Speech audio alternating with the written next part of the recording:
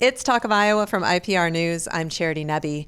Jean Lloyd-Jones dedicated her professional life to public service, starting with what turned into a more than full-time volunteer job working for the League of Women Voters. She was not the first woman to serve in the Iowa House, but she was one of the first. She served in the House from 1979 to 1987. Then she joined three other women in the Iowa Senate, where she served from 1987 to 1995. She is one of the founders of the Iowa Institute for Peace and promoted international exchange during the Cold War, traveling to the Soviet Union many times. Now she's 96 years old and has published a short, eye-opening, and inspiring memoir. It's called A Woman's Place: My Life as a Public Servant. I sat down with Jean Lloyd-Jones at her home in Iowa City. Jean, thank you so much for having us. Thank you for inviting me. And I want to start with the name of the memoir. This was a campaign slogan for you, wasn't it? Can you tell me about it? It was. A friend of mine gave me a set of cocktail napkins that read, "A woman's place is in the house." And then you opened the napkin and it said, "and the Senate." I love that. We all loved it. My campaign committee loved it, and we use that a lot. So I want to talk about, before even this memoir starts, I mean, when you were growing up, the expectations for women to have careers were very low. Did you have an idea that you wanted to do something outside of becoming a wife and mother? I certainly did. My dad was a lawyer. So my first idea was that I would be a lawyer like he was. And then he told me that women don't make good lawyers. And then my grandfather was a Methodist minister. And I thought, well, that would be a nice, occupation. So I told him, and he said, the Methodist Church does not take women, for pastors. So by then I had started writing sort of little poems. And one day I told my mother that I thought maybe I'd be a poet when I grew up. And she said, well, you would have to take a man's name to get it published. So I said, well, what can I do? And she said, well, you could be a secretary, or you could be a nurse, or you could be a teacher. And I thought that wasn't much of none of those really appealed to me very much. Do you remember how that made you feel? Yeah, it made me feel really useless, Not that, I don't want to say anything bad about nurses and teachers and secretaries. They're very important professions. And a lot of people, find great satisfaction in them, and that's we couldn't get along without them. We need frankly. them. Yes. But it wasn't what I wanted to do. Yeah. So you knew, though, that you wanted to go to college. What did you study in college? Well, I studied how to become a wife. I think the whole point of sending me to college was to find a husband and to educate myself enough that I would be a good wife. I really think that was the purpose. Yeah. And you did find a wonderful husband. I did. It took us quite a long time to decide that we were, suited for each other, but it worked out. And your husband was the head of the English department at the University of Iowa for a number of years? He was. He was on the faculty for a number of years, and he was chair of the department for 9 years. He also was one of a small group of men who started, and it was men who started the nonfiction writing program. And you write about him quite a bit in the book, which I really enjoyed. But you got married in 1951. You had your first child in 1952? Yes. Yeah, and that's four right. kids? 4 kids. Okay, so you were a busy mother of little kids, and then you decided to go back to school to get your master's degree. What made you make that decision? Well, I had been very active in the League of Women Voters and in the United Nations Association. And one of the things I did was go out and make speeches about the arms race and, international things. And one night I made a speech in, I think it was Burlington, on nuclear nonproliferation. And afterwards, people came up to talk to me, and there were two women who said, "Oh, we are so impressed that someone of our sex could pronounce those words." And I thought, did they understand anything I said? Or did I say anything worth hearing? And I just began to worry about that. And also, before I made a speech, I was always very confident about what I was going to say. But if anybody asked me a question that was the least bit off topic, I didn't know what I would do. And I had been thinking for a while that probably I should go back to school and get more knowledge. Women always do this. We prepare. Yes, we need to know a lot more than we know, which of course is not true. So anyway, it worked. That had been in the back of my head, and after that talk where those two women, just gave me a whole different perspective about what I was doing. Yeah. What led you to the League of Women Voters?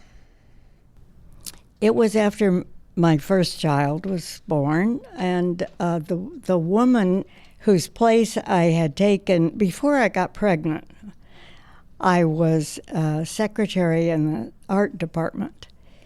And the former secretary was a music teacher, so I was taking piano lessons from her. And we got to be friends. She was in the League of Women Voters, and her job was folding and mailing the voter that came out every month. And she invited me to come out to the farm where she was living and help her, so I did. And we would talk about what the League was doing. Since I only had one child at that time, I felt sort of homebound. And she said to me, "Hire a babysitter one afternoon a week and get out of the house. Go for a walk in the park, go to the library, go to the museum, whatever, but just give yourself this." So I did it, and I used that time to go to the unit meeting for the League of Women Voters, and it was so fascinating. The women were so intelligent and so well informed, and I just loved it. So that's how I got into it. And so you got more and more involved. You ended up being the state president of the League of Women Voters from 1971 to 1975. Right. And I get the impression that you poured yourself heart and soul into this mission. Am I right about that? You are so right. Yes. Yes. I used to say it was a 60-hour week and no pay. All volunteer. 60-hour work week, all volunteer, right, while raising kids. Right. So what was it that really set you on fire when it came to the League of Women Voters? We were doing important things. We were learning important things. When we were studying international trade, I remember telling my husband something about it at dinner one night, and a few nights later we were at a cocktail party, and I heard him telling another man this information, and it just really made me feel so good. I thought, I have said something, I have told him something that he didn't know.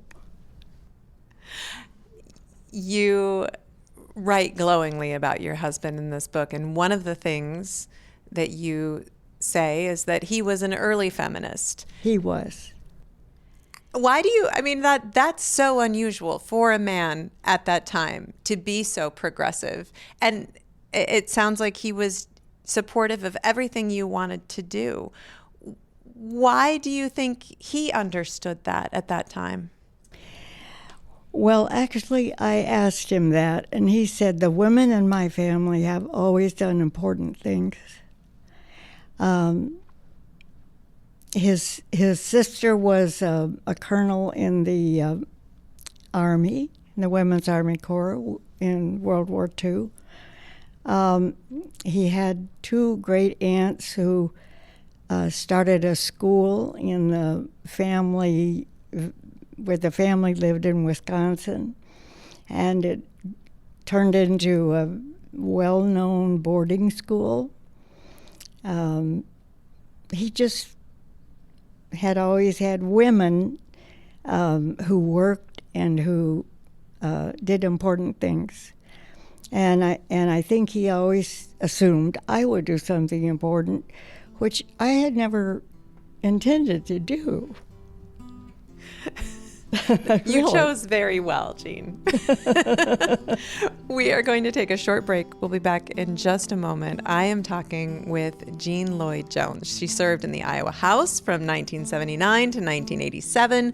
She was in the Iowa Senate from 1987 to 1995. She is one of the founders of the Iowa Institute for Peace. And now she is 96 years old. She's published a short memoir. It's called A Woman's Place, My Life as a Public Servant. We'll continue our conversation in a moment. This is Talk of Iowa from IPR News.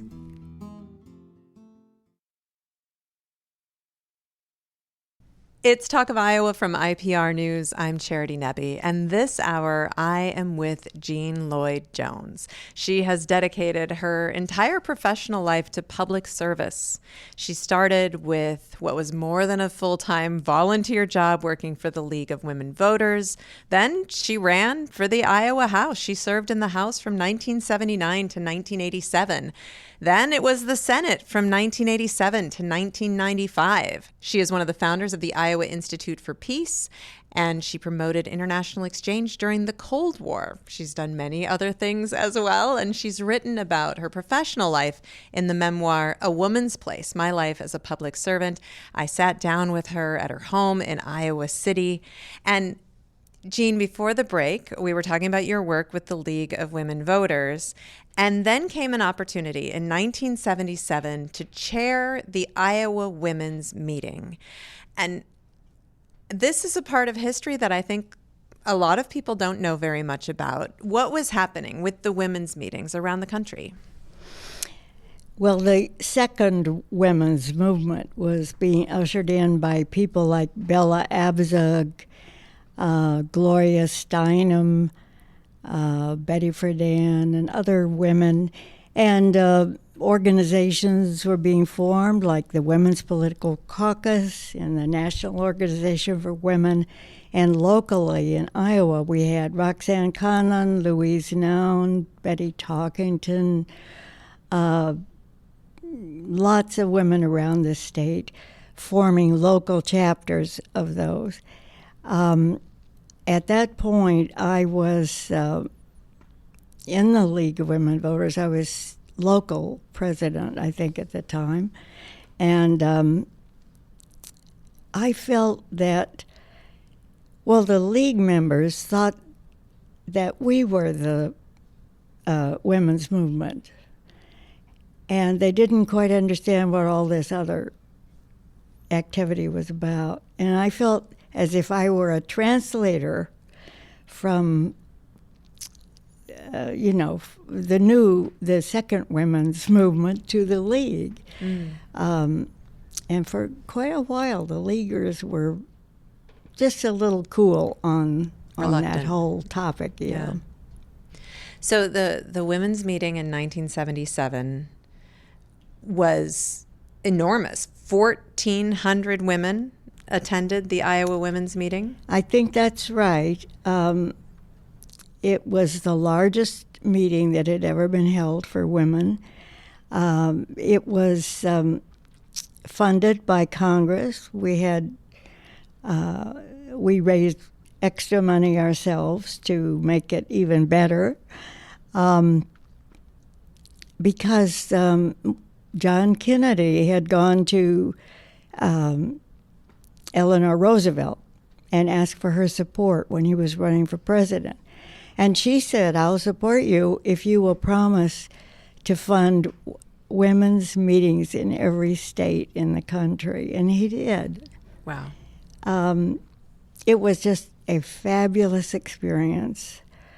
We had a committee that reflected the diversity, the interests of all the state, women across the state.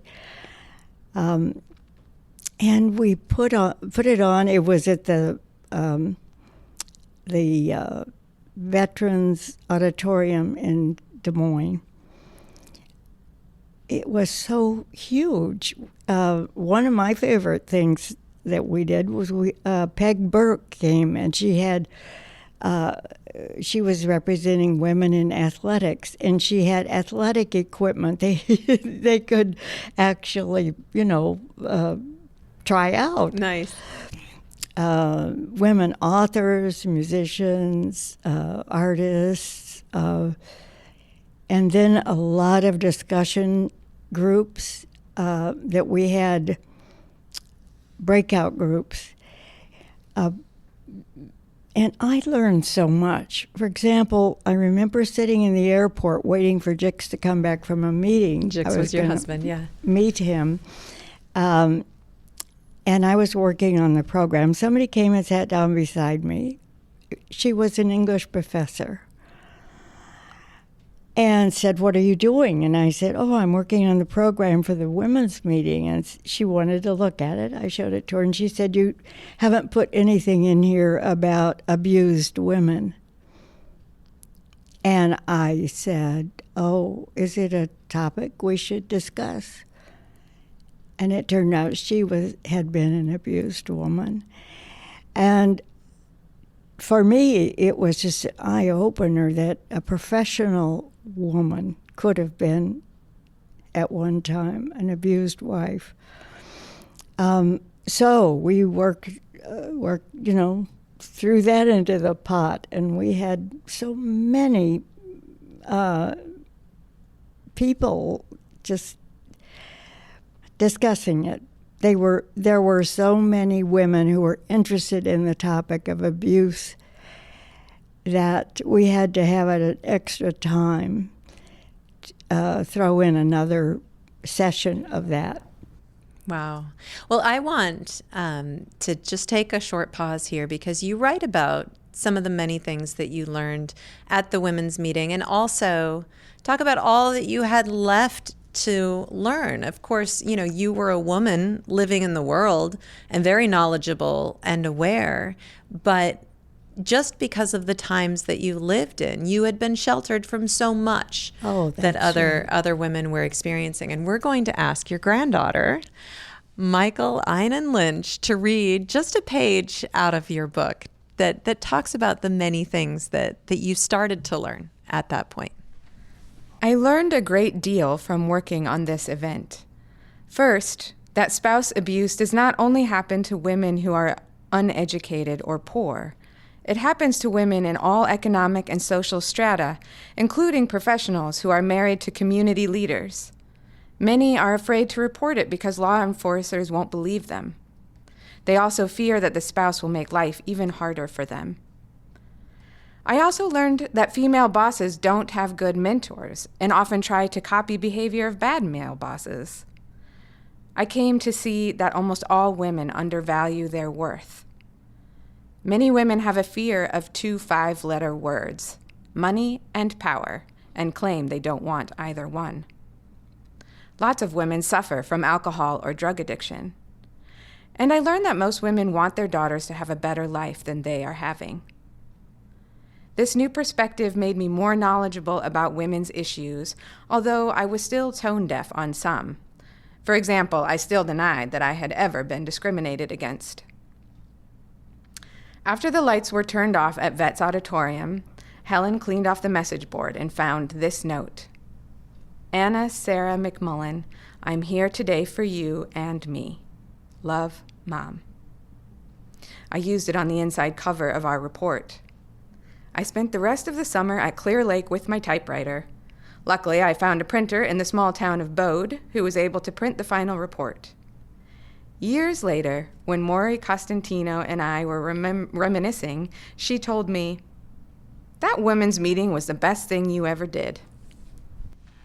That is Michael Einan Lynch, Jean Lloyd-Jones's granddaughter, reading from her memoir, A Woman's Place, My Life as a Public Servant.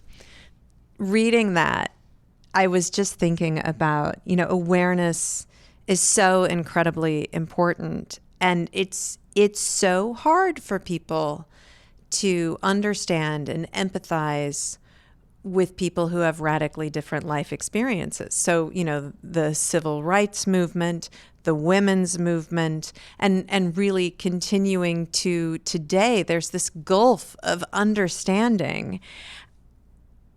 And I know that there are a lot of members of your generation who were frustrated with my generation and maybe the next generation for not understanding how hard you worked to make all the things that we were able to do possible. Is that a frustration that you felt?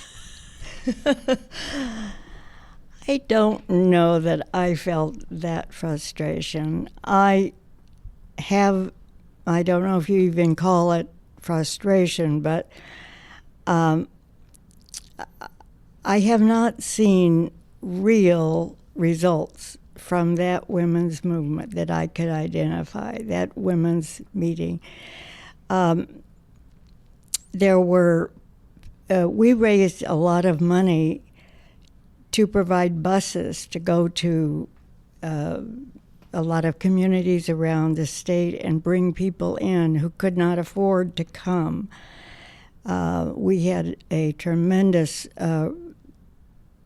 group of people from the Hispanic community in the state, which, we have so many Latinas here, Latinos.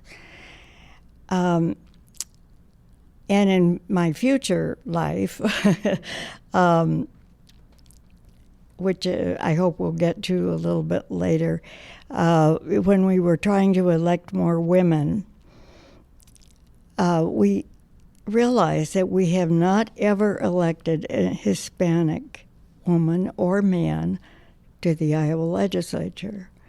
And we had several candidates who ran, but none of them were able to get elected. So there's still an enormous amount of work to be done, and that I find frustrating. Yeah. Well, it's not my place to say this, but you made a tremendous difference. And clearly you wanted more. But it definitely made a difference. And not even just statewide, to each individual that you touched. I'm sure it made a tremendous difference. I think that's probably right.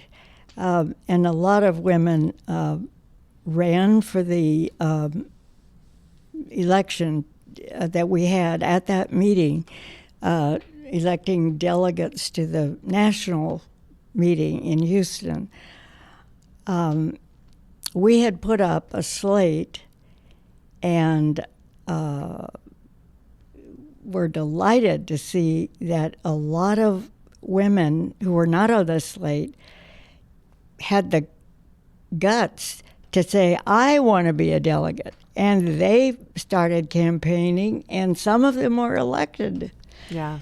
And we were so pleased with that. And I'm sure that people who got involved to that extent were affected. Well, probably everyone who was exposed to that. And when they took it back to their small towns and their kids and their spouses and the other women they connected with in their community, Jean, the ripple effects just go and go and go. I want to skip ahead just a little bit and talk about when you ran for the Iowa House, which was not very far into the future. You blame Minette Doderer for your political career, or thank her. I'm not sure. and for people, I hope everybody knows Minette Doderer and her incredible leadership. But tell me about your relationship with Minette. Well, Minette, of course, was the first woman from Johnson County to be elected to the Iowa legislature, and she served 20-some years. She was, I call her a giant because she did so many things.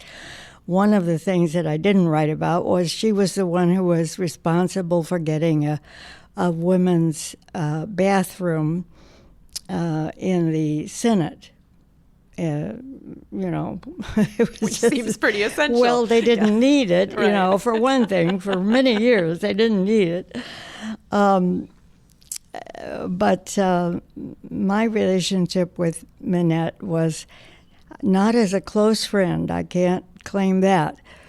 But she was my mentor in many ways, and I admired so much her courage. She was not afraid of anybody or anything, and she would, if she thought something should be done, she did it. I remember one time there was a bill. She had a bill that had to do with joint and several liability. Well, nobody knew what that meant. And there may have been 3 people that knew what that meant. So she realized that people didn't know enough to vote on this bill.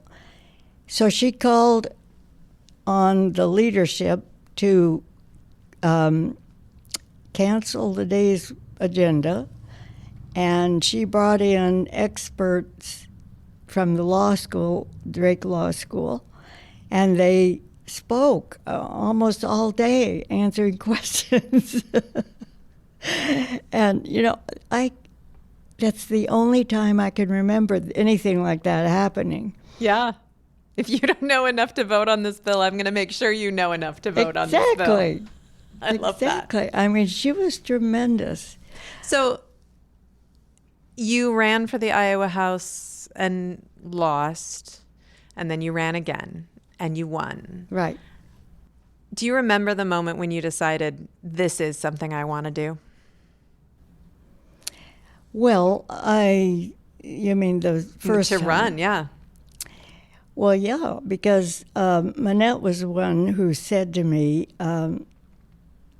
she asked me what I was going to do. I just finished being state president of the League of Women Voters. And she said, what are you going to do now? And I said, well, I'm going to go home and alphabetize my spices.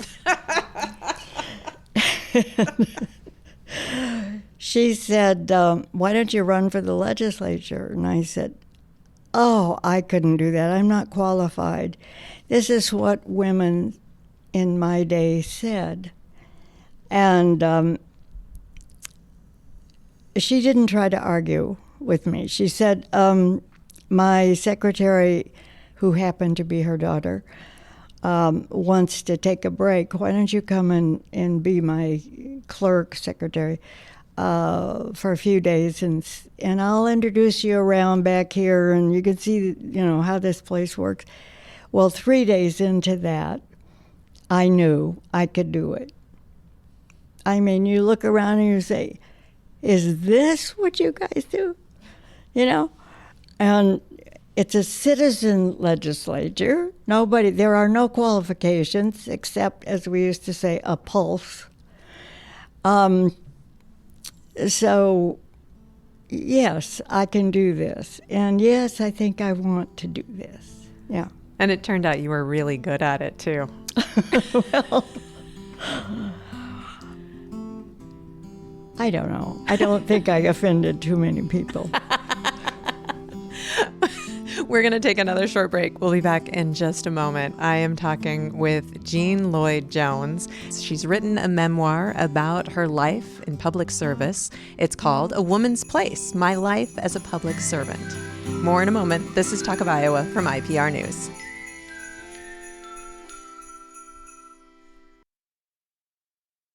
It's Talk of Iowa from IPR News. I'm Charity Nebbe. This hour, I am talking with Jean Lloyd-Jones. She is now 96 years old and has published a memoir. It's called A Woman's Place, My Life as a Public Servant. She served in the Iowa House from 1979 to 1987, and then she joined 3 other women in the Iowa Senate from 1987 to 1995.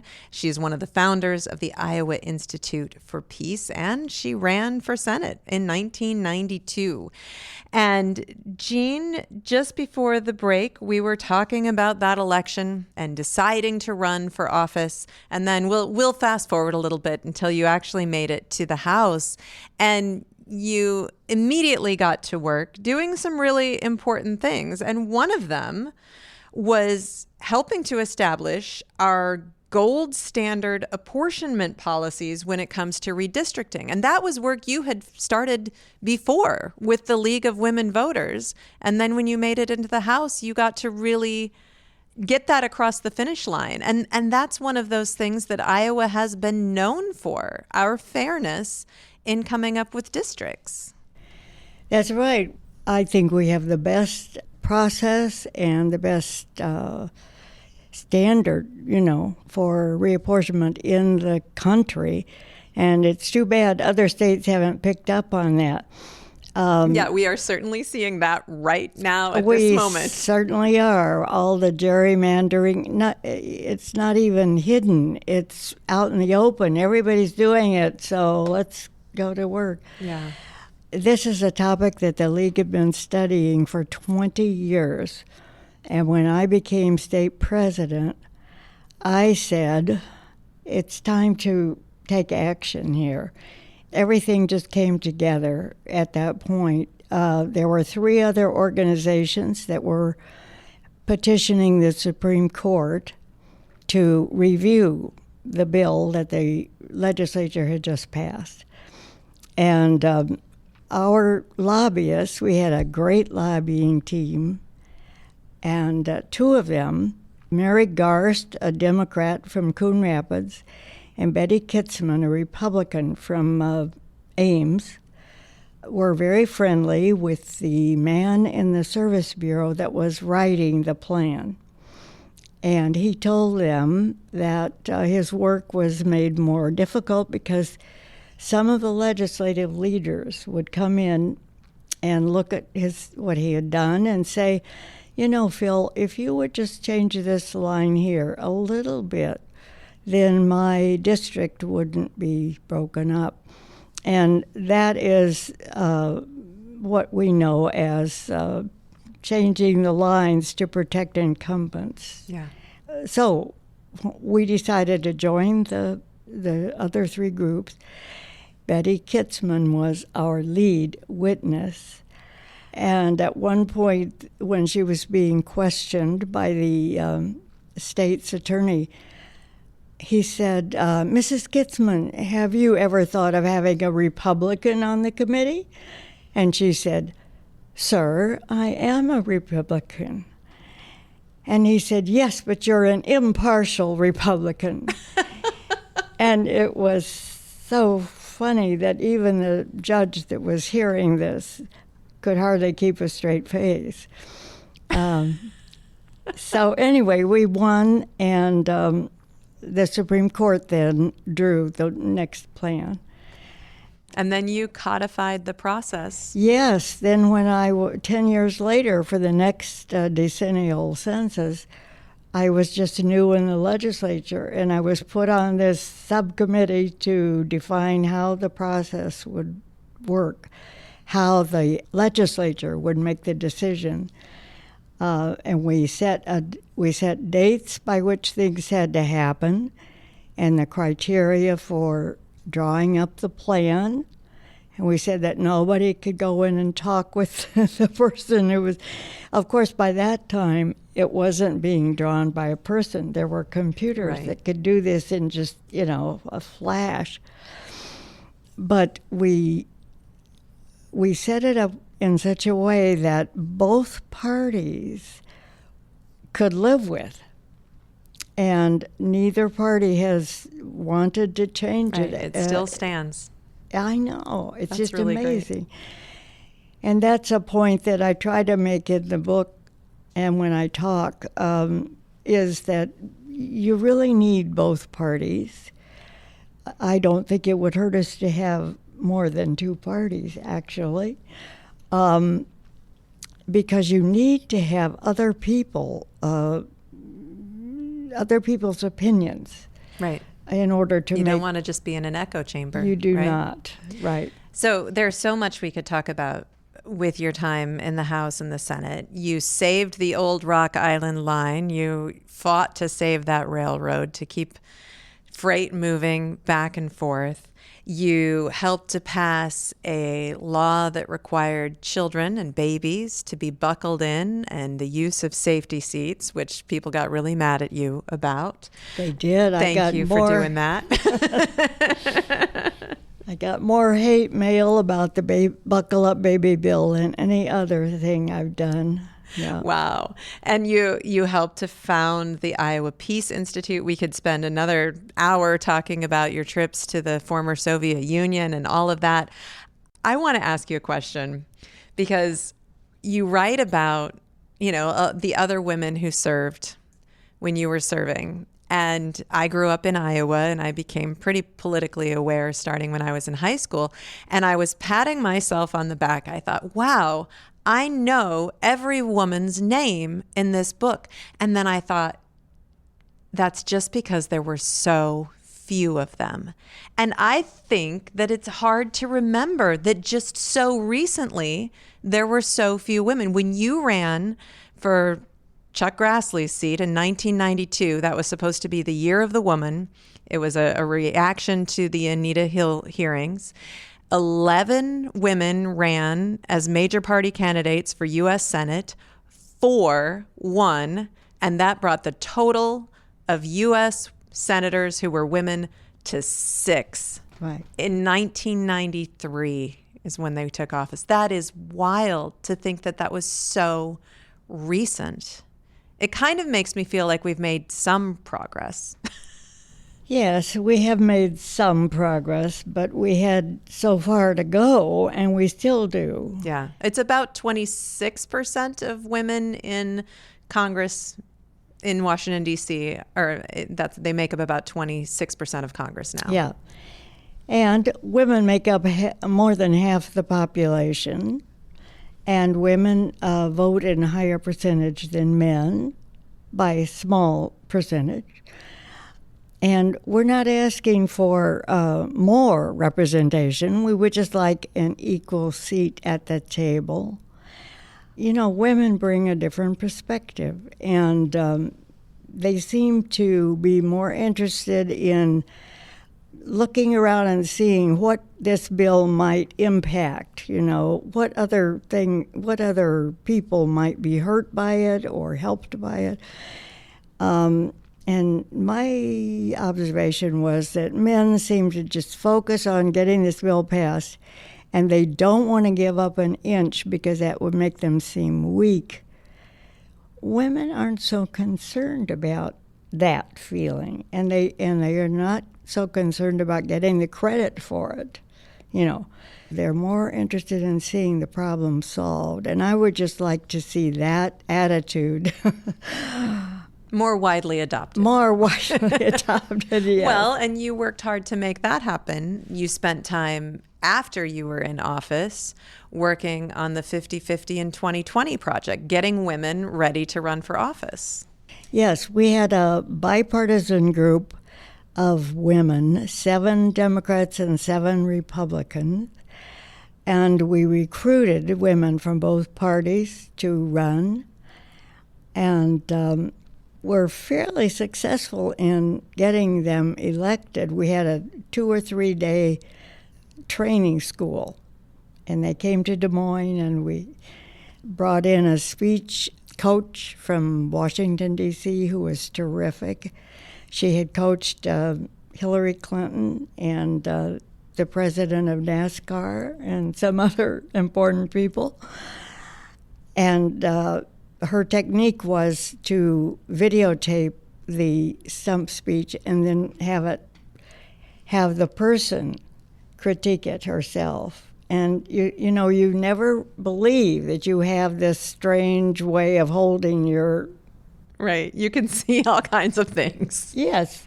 And when you see yourself, then it's important. And they would say, oh, that's the most painful thing I've ever had to do. But it was the most helpful. Right. Yeah. Yeah. So anyway, we had some good success there. But the net gain had not been nearly as much as we hoped because, you know what? Women don't want to stay forever in the legislature. Mm-hmm.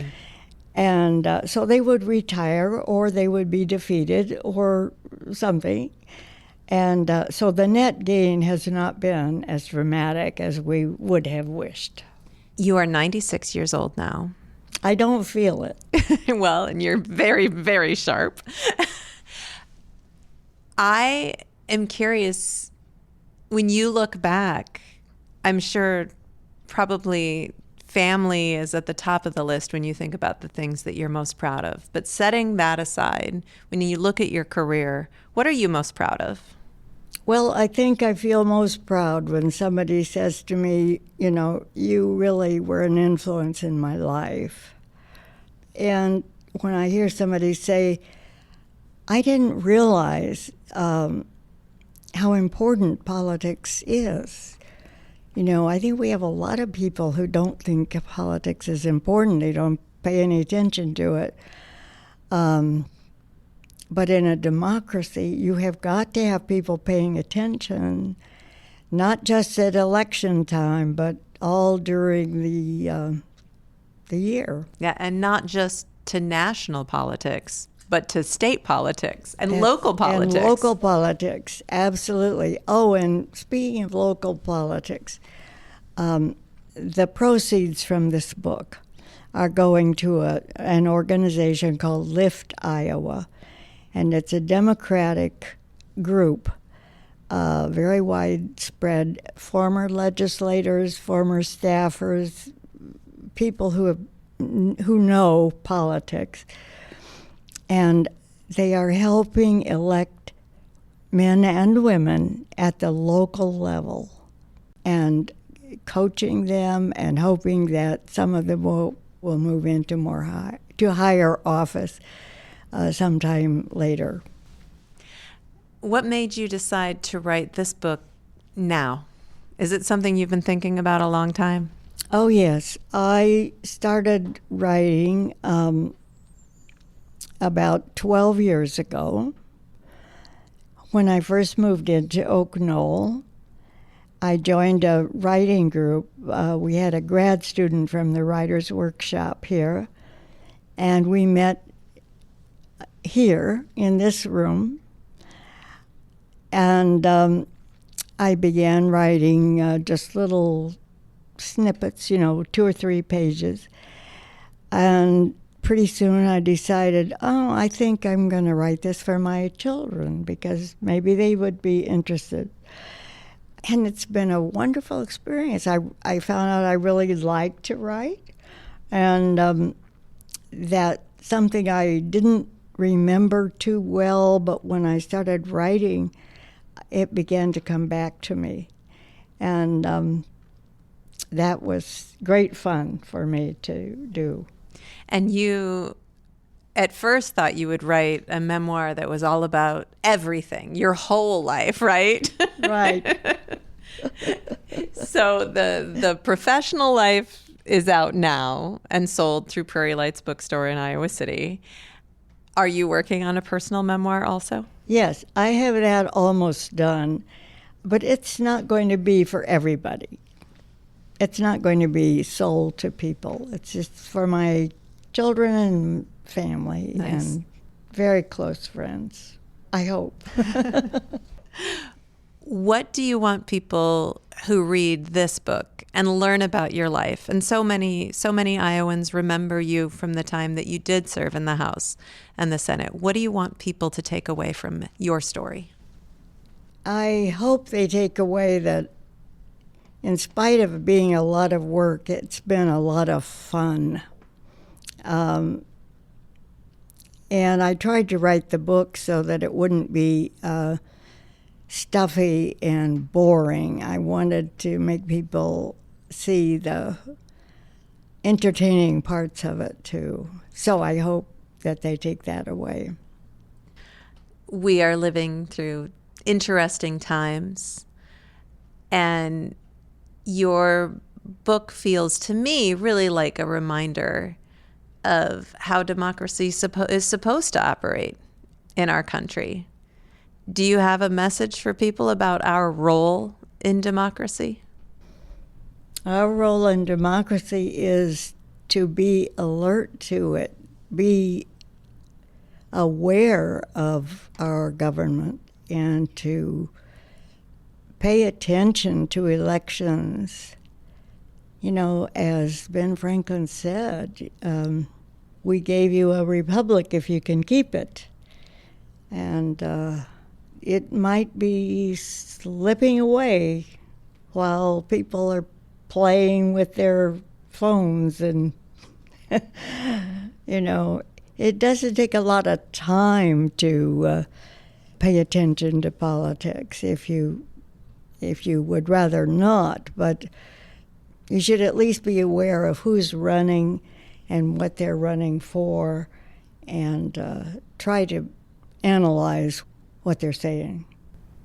Jean Lloyd-Jones, thank you so much for talking with me today. It's been an incredible honor and a pleasure. Well, thank you. It's been wonderful talking to you, Charity, and to seeing you in person. Jean Lloyd-Jones has written about her professional life in the memoir A Woman's Place, My Life as a Public Servant. She worked for the League of Women Voters in Iowa. She served in the Iowa House from 1979 to 1987, then in the Iowa Senate from 1987 to 1995.